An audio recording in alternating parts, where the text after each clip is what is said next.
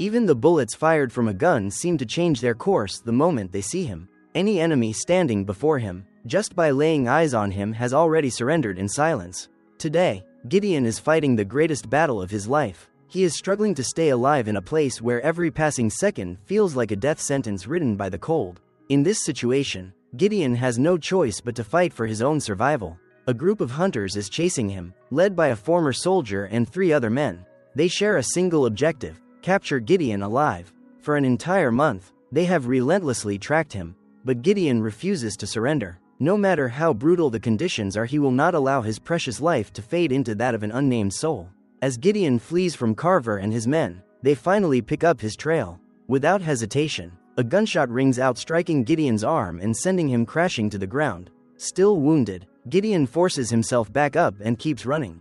In his mind there is only one thought. When the hunters close in behind him, Gideon chooses a path that seems certain to lead to death. He throws himself into a raging river, where the icy water feels less like nature and more like hell. Not burning heat, but a cold so lethal it can kill even a healthy man. Seeing blood spread through the water, the hunters realize he has jumped in. Some of them tell Carver that Gideon must be dead. Wounded and trapped in freezing water like that, no one could survive.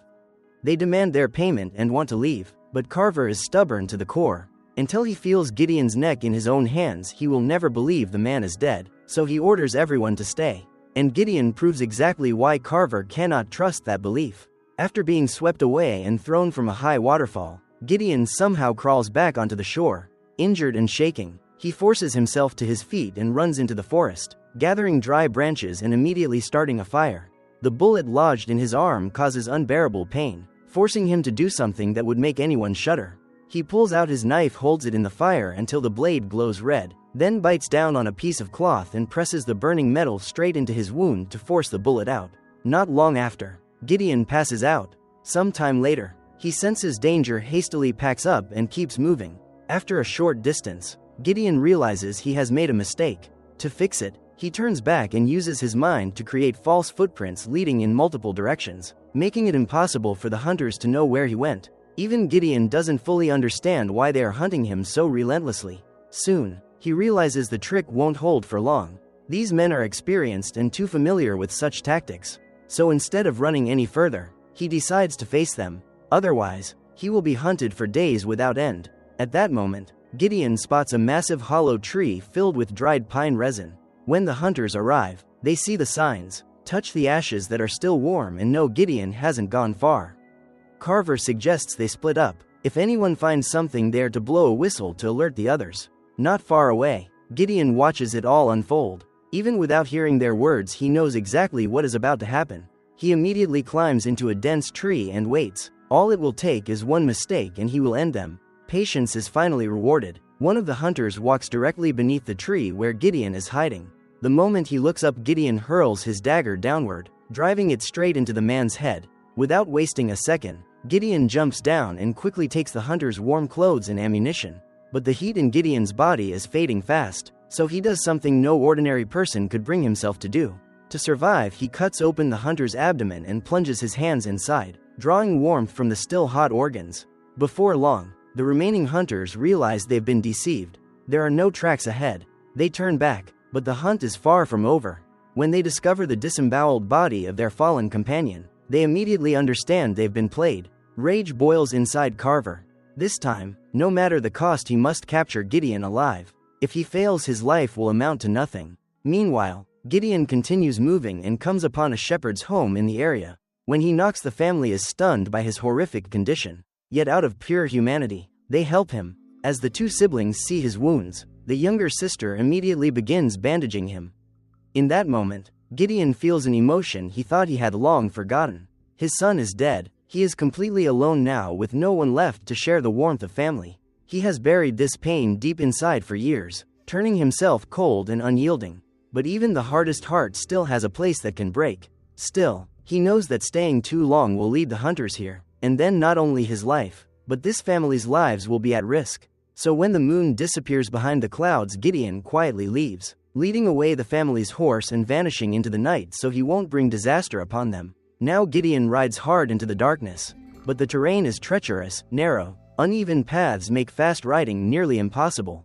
Before long, hunger sets in. He stops and reaches into his supply bag, sensing something is wrong. When he pulls out his bedroll, he discovers it's filled with sand. Gideon instantly understands. This was done by the young child who had shown him kindness earlier. That is why Gideon has never allowed anyone close to his life. He knows that in this world no one deserves to be called an angel. The pain of betrayal cuts deeper than any wound in his body.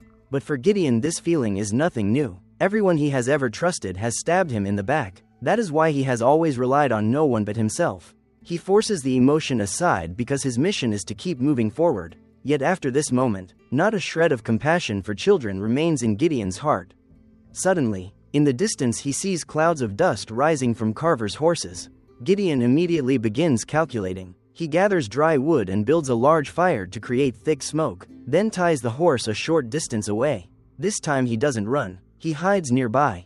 Now Gideon becomes the hunter. Only this way can he slowly reduce their numbers. When the hunters reach the fire, they believe Gideon was just here. Either he left in a hurry without putting it out, or he went searching for food. So they decide to make camp on the spot. Every move they make is watched by Gideon from afar. He waits patiently for just one man to stray from the group, and the moment someone does, Gideon will strike. But the hunters have learned their lesson. All night long, not a single one of them separates from the group.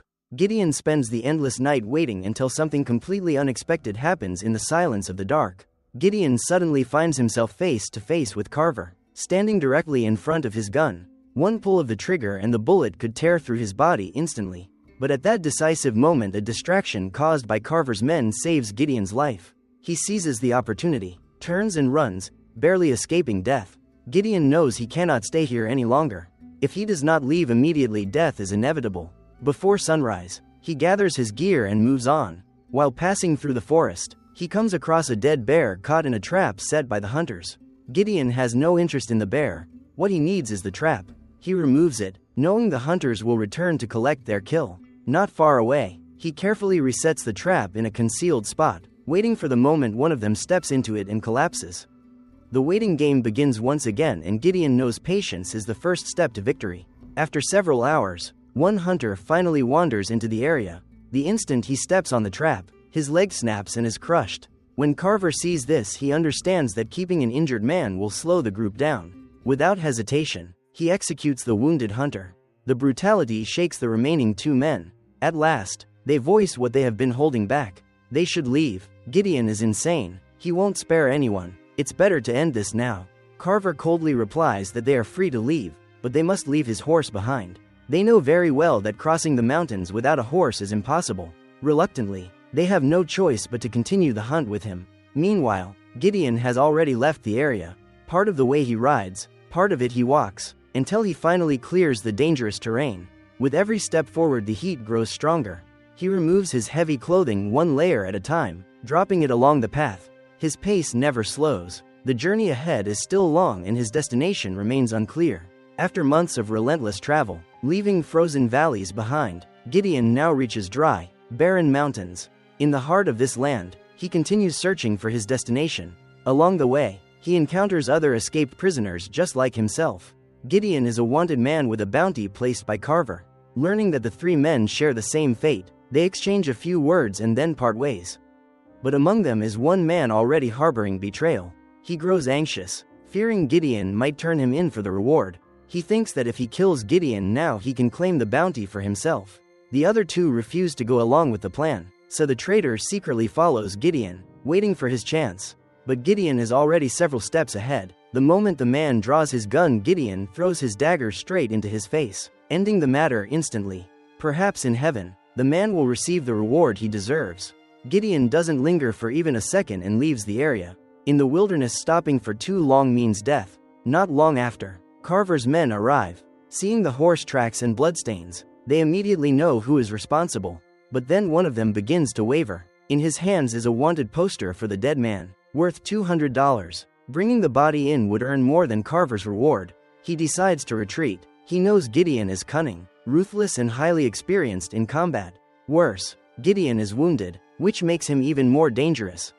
But Carver refuses to accept it. He shoots the horse dead and declares that the horse belongs to him. If the man wants the bounty, he can carry the body on his own back and walk. With that, Carver leaves, abandoning the man to his fate. Now the only thing left for him to do is try to stay alive. Meanwhile, Gideon rides another 10 kilometers and enters the territory of a Jewish tribe, who appear to be migrating elsewhere. When they see him, they offer help, allow him to rest for the night, and tell him he may leave in the morning if he wishes. At first, Gideon believes they are good people, but in this world, kindness taken too far can be more dangerous than poison. He has sworn never to let emotions cloud his judgment again. So in the middle of the journey, he turns his horse around and leaves quietly. A few hours later, Carver and his men arrive. The tribe also invites them to stay and they accept. But Carver brings only one man with him, even though there are 8 of them in total. As night falls, Carver feels uneasy. Everything is too peaceful. That night, Carver dreams of his own failure drawing near. He wakes in shock and swears it will never come true.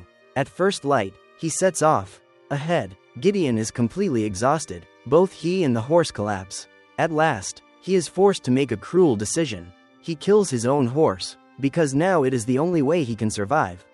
The act devastates him. That horse saved his life and carried him across countless miles. Yet in the end, Gideon has no choice but to cut its throat with his own hands. Even so, his condition is temporarily stable, since both of them had eaten and rested at the tribe. After walking a short distance, they come across a dead horse lying by the road. One of the hunters dismounts and approaches it. At that moment, Gideon emerges from hiding, raises his gun and aims directly at Carver. He threatens him to drop the weapon or he will die right there. But Carver is not foolish. He silently hands the final bullet in his gun to his companion.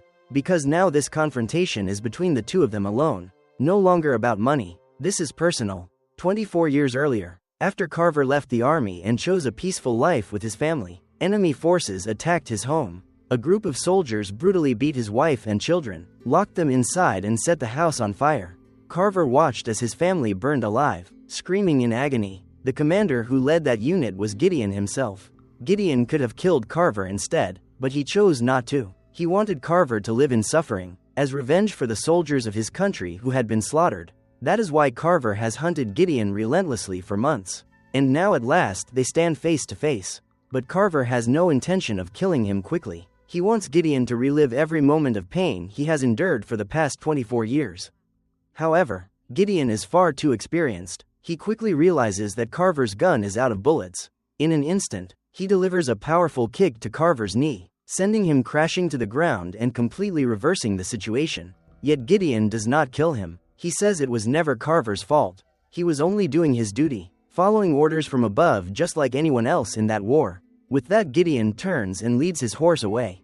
But Carver refuses to let go. His hunger for revenge still burns. Pushed to the limit, Gideon is forced to fire a shot into Carver's leg, dropping him to the ground. Unable to stand, facing his defeat, Carver begs Gideon to kill him, the same way he believes Gideon killed his 5-year-old son and his wife. Those words break Gideon completely. He looks Carver straight in the eyes and says it was not his fault. The gun lies in Carver's hand, but in that moment he finally understands. Gideon is just another soldier, no different from himself. He has killed countless men in war. Neither of them is truly guilty. The only real culprit is the hatred planted inside them. That era gave birth to war, and those 2 words alone were enough to drag both of their lives into darkness. The man Carver blamed for his entire life was never the true cause. The real enemy was war itself. In the end, they shake hands. Gideon gives Carver water and helps him to his feet, because in the end true victory belongs only to compassion, love and faith. And so the story comes to a close.